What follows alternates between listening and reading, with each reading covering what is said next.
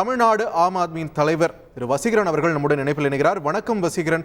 அரசியல் கட்டத்தில் ஒரு முக்கியமான ஒரு கட்டத்தில் நாம் இருக்கோம். இந்த களத்தில் இந்த தருணத்தில் தற்பொழுது டெல்லி முதலமைச்சர் உங்கள் கட்சியின் தலைவர் அரவிந்த் கெஜ்ரிவால் கைது செய்யப்பட்டிருக்கிறார். இந்த கைது நடவடிக்கை, இதனுடைய பின்னணி குறித்து உங்களுடைய கேள்விகள், உங்களுடைய சந்தேகங்கள் என்ன? அதாவது இது அவங்க தொடர்ச்சியாக இது புதுசா இல்லை. இவங்க தொடர்ந்து சம்மன் கொடுத்துட்டு இருக்காங்க. இந்த ஊழல்ங்கிறது ஆம் ஆத்மி கட்சிங்கிறது ஊழலுக்கு எதிரான கட்சி. ஊழலை ஒழிக்கணும்னு தான் நாங்க அந்த கட்சியை ஆரம்பிச்சோம். ஆக இவங்க என்ன நினைக்கிறாங்க, இந்த ஊழல், ஏன்னா இந்த வளர்ச்சி, ஆம் ஆத்மி கட்சியின் வளர்ச்சியை பிஜேபியால பொறுத்து கொள்ளவே முடியல. டெல்லியில எவ்வளவு இறங்கி, கடந்த தேர்தலையும் அமித்ஷா ரோட்ல நின்று பிட் நோட்டீஸ் எல்லாம் கொடுத்த வரைக்கும் பாத்துட்டாரு. மோடி இப்ப எவ்வளவு பிரச்சாரம் பண்ணி பார்த்தாங்க. எங்கேயுமே டெல்லி மக்கள் அவர்களை ஏற்றுக்கொள்வதாக இல்லை. இதே போல தொடர்ந்து பஞ்சாபிலும் வெற்றி பெற்றிருக்கிறாங்க. குஜராத்ல அவங்க கோட்டைக்கே போய் அங்கேயும் போய் 12-13% வாக்குகளை பெற்று 5 இடங்களையும் பெற்றிருக்கிறாங்க. இந்த தேர்தலில் அவங்க தனியா நிற்பாங்கன்னு தான் எதிர்பார்த்தாங்க. காங்கிரஸோட இந்த இந்தியா கூட்டணியில சேர மாட்டாங்கன்னு இவங்க நினைச்சாங்க. ஆனால் அது மாற்றாக நாடு முக்கியமா கட்சி முக்கியமானா, எங்களுக்கு நாடுதான் முக்கியங்கிறத உணர்ந்த காரணத்தால நாங்க இந்தியா கூட்டணியில சேர்ந்தோம். இந்தியா, ஏன்னா அவங்க கட்சியில கூப்பிட்டுலாம் பார்த்தாங்க. கடைசியா எங்க எம்எல்ஏக்களை கூப்பிட்டு பார்த்தாங்க, அரவிந்த் கெஜ்ரிவாலையே கூப்பிட்டு பார்த்தாங்க. ஆனால் எதுக்கும் மசியாத காரணத்தால போயிருது. ஏன்னா அவங்க தான் வாஷிங் மிஷின் ஆச்சு இல்ல. எவ்வளவு பெரிய ஊழல் பண்ணவங்களா இருந்தாலும் அவங்க கிட்ட போனா அது முடிஞ்சு போயிடும். ஏன்னா நாங்க என்ன ஊழல் பண்ணாலும் நாங்க பயப்படணும். அதனால அரவிந்த் கெஜ்ரிவால் அதுக்கு உடன்படலை. ஆக இந்த இந்தியா கூட்டணியில் நல்ல ஒரு அமிக்கபிளான ஒரு சீட் ஷேரிங்ல அவங்க நடக்காதுன்னு நினைச்சாங்க. இந்தியா கூட்டணியில் ஆம் ஆத்மி சேராதுன்னு நினைச்சாங்க. ஆனால் இந்தியா கூட்டணியில சேர்ந்ததுக்கு பின்னால் மட்டும் இல்லாமல் நல்ல அமிக்கபிளான செட்டில்மெண்ட்டும் சீட் ஷேரிங்கும் ரொம்ப பிரமாதமா நடந்துருச்சு. இதை அவங்களால பொறுத்து கொள்ள முடியல, ஜீரணிக்க முடியல. இந்த ஊழல் வழக்குல இப்ப அவர் சொன்னது மாதிரி இது ஊழல் வழக்கு வேண்டுமென்றே போடப்பட்டதுதான். 100 கோடி ரூபாய் லஞ்சம் கொடுத்தா சொல்றாரு. 100 கோடி எந்த சிபிஐ வழக்கு போட்டுச்சோ, எந்த அமலாக்கத்துறை எஃப்ஐஆர் எங்கள் மேல போட்டுச்சோ, அந்த வித டெல்லி நீதிமன்றத்துல 100 கோடியில 70 கோடிக்கான ஆதாரங்கள் எதுவுமே இல்லை அப்படின்னு இவங்க 2 பேருமே சொல்லி இருக்கிறாங்க. அடுத்ததாக மீதி 30 கோடியை கூட அது இன்னொருத்தர், ஒரு சென்னையை சேர்ந்த ஒருத்தர் டெல்லியில ஆம் ஆத்மி கட்சிக்காரங்களுக்கு எல்லாம் பணம் கொடுத்தாங்க அப்படின்னு சொன்னதாக இன்னொரு தகவல். அதுக்கு டெல்லி நீதிமன்றம் ரொம்ப தெளிவா சொல்லிடுச்சு, அப்படி அதுக்கான எந்த ஆதாரமும் இல்லை அப்படிங்கறத சொல்லிட்டாங்க.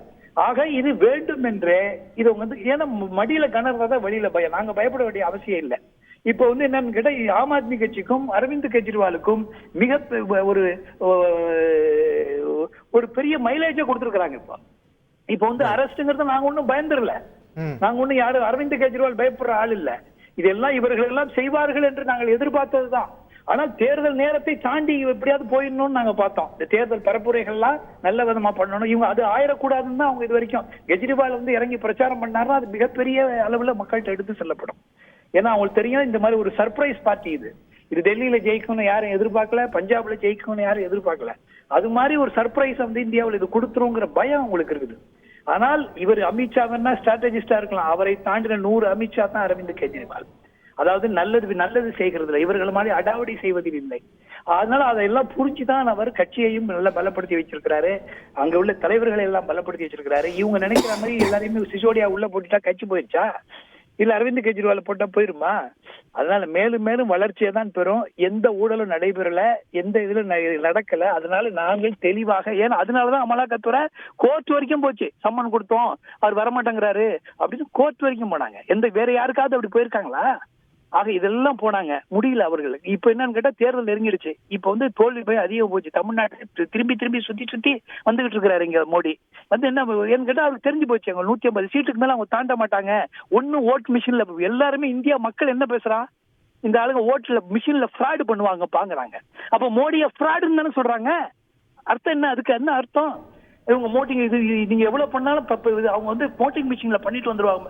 ஆக இதெல்லாம் திட்டமிட்டு எல்லா கட்சியும் எல்லா தலைவர்களையும் மிரட்டுவது போல ஆம் ஆத்மியை மிரட்டி இருக்கிறார்கள்.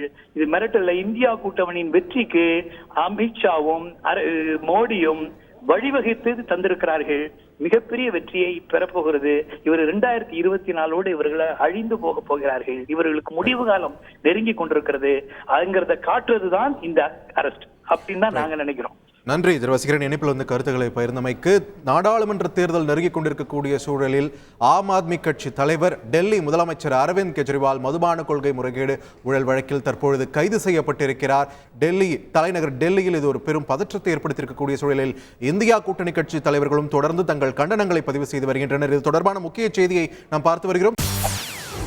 செய்திகளை உடனுக்குடன் தெரிந்து கொள்ள உடனே சப்ஸ்கிரைப் பண்ணுங்க.